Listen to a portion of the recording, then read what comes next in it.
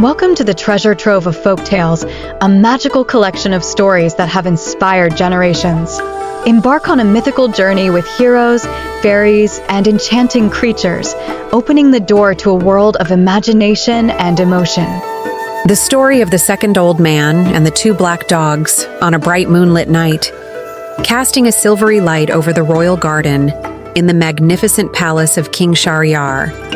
Magical stories continued to flow from the charming lips of Scheherazade. The king, after so many nights of being captivated by the charm of the story, now no longer realized that his heart had turned into a boat, drifting with each wave of the story. That night, Scheherazade smiled, her eyes shining like two gems, bowed slightly and said, "Your Majesty, if you are still listening, I will continue another story, that of the second old man and the two black dogs. Once upon a time, in a prosperous land, on the banks of the Tigris River, there were three brothers, born into a wealthy merchant family. The father passed away, leaving his three sons a large fortune, and a will that said, 'Love one another, divide the wealth equally, and live in harmony.'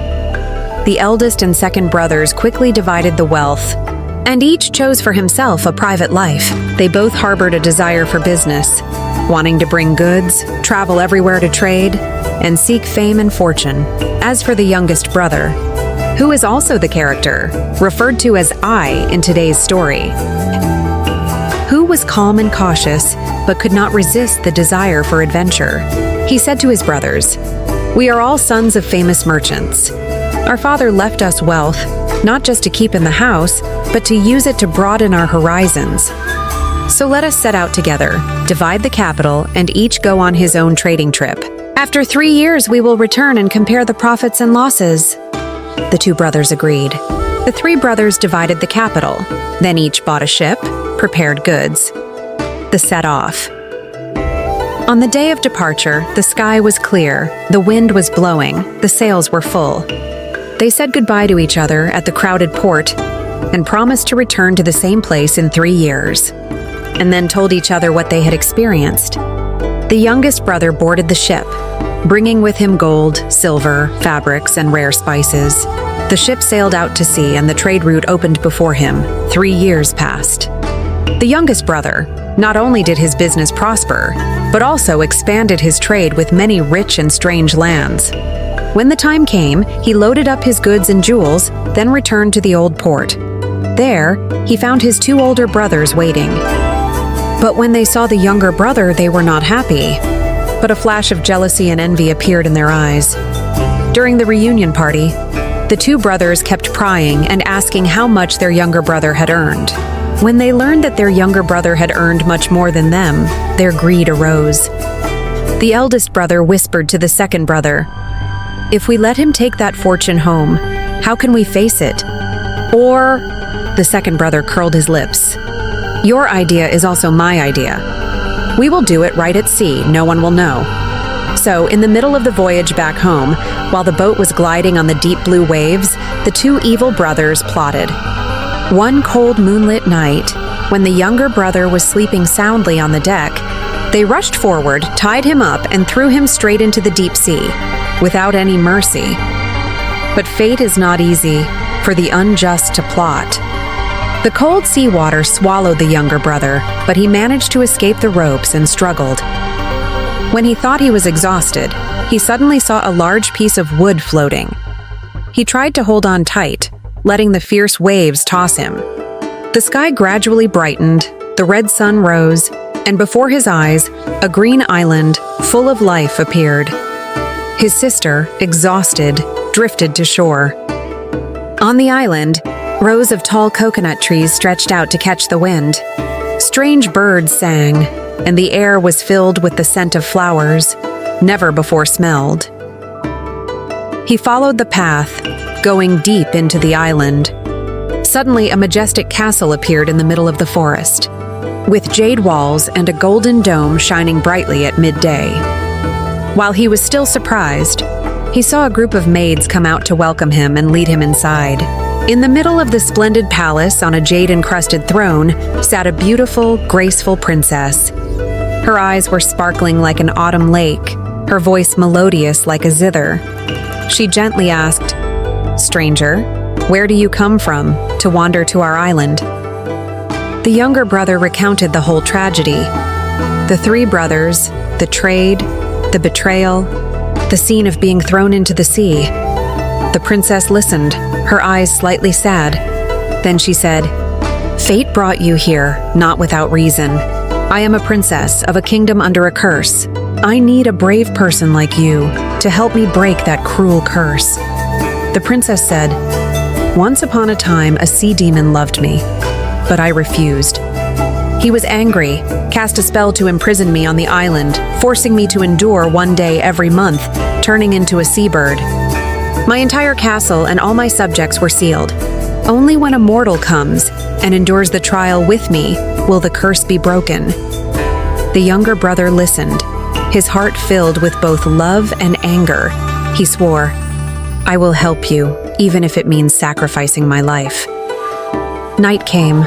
The wind howled eerily. The darkness was as thick as ink, covering the entire castle. From the sea came the roar of a monster. The castle door opened. A giant figure stepped in. He was the sea demon. It roared, "You mortal, you dare to stay here?" The younger brother drew his sword, standing in front of the princess. The two sides fought fiercely. The steel sword cut into the demon's flesh, sparks flying. The sound of the collision was like thunder resounding. All night long, he fought back steadfastly. At dawn, the demon disappeared, leaving only a faint trail of black smoke. The princess sighed. "We have passed the first test, but there are still two more." The second day, the test was a sea of fire. The demon cast a spell, causing the castle to be engulfed in a sea of red flames. The younger brother rushed to save the princess, suffering burns all over his body. But thanks to his courage, he carried her out and broke the circle of fire. On the third day, the final test, the devil forced both of them to drink a cup of poisoned wine. The princess took his hand and whispered, "Let's drink together. If we die, I will die with you." But the younger brother was quick-witted, poured the cup of wine on the ground, and prayed to God. Strangely, the ground cracked open, swallowing the poison. The devil screamed angrily, then turned to ashes. The castle lit up again. The curse was broken. The people appeared, cheering with joy. The princess took her younger brother's hand and said softly, "You have saved my kingdom. Please stay and be my husband. I love you." The younger brother was moved, but thinking of his homeland and his parents far away, he replied, "Our love has not changed, but I still owe my promise to return." The princess, with tears in her eyes, gave him a treasure and two large black dogs and said, "These two dogs are not ordinary. They are your two real brothers who were punished by heaven to transform because of their unrighteousness. Take them with you so that you will always remember that greed and unrighteousness will pay the price."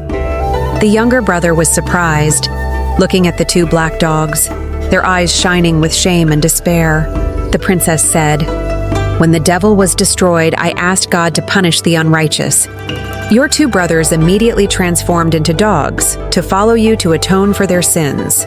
The younger brother was silent. He remembered the scene of betrayal, but his kind heart could not bear to abandon his brothers. So he set off, carrying his treasure and taking the two black dogs with him. In each land, whoever asked, he told clearly, "These are my brothers. They have betrayed me, and now they must atone for their sins by being animals." To repent, the old man finished the story in front of Scheherazade and the king. "Your Majesty, I am the youngest brother of that time, and these are the two black dogs that followed me. I have forgiven my brothers, but still hope that the king will consider so that they can be freed." The story ended in emotion. Scheherazade stopped, her eyes shining in the dim light.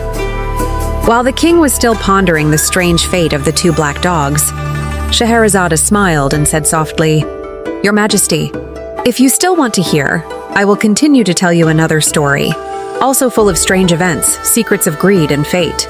It is the story of Ali Khojia, a merchant of Baghdad who entrusted all his fortune in a jar of oil. And from there happened many things, shocking events, constantly sobbing. The tale has come to an end, yet the magic of these legends lives on in your heart. Keep dreaming and spreading the wonder.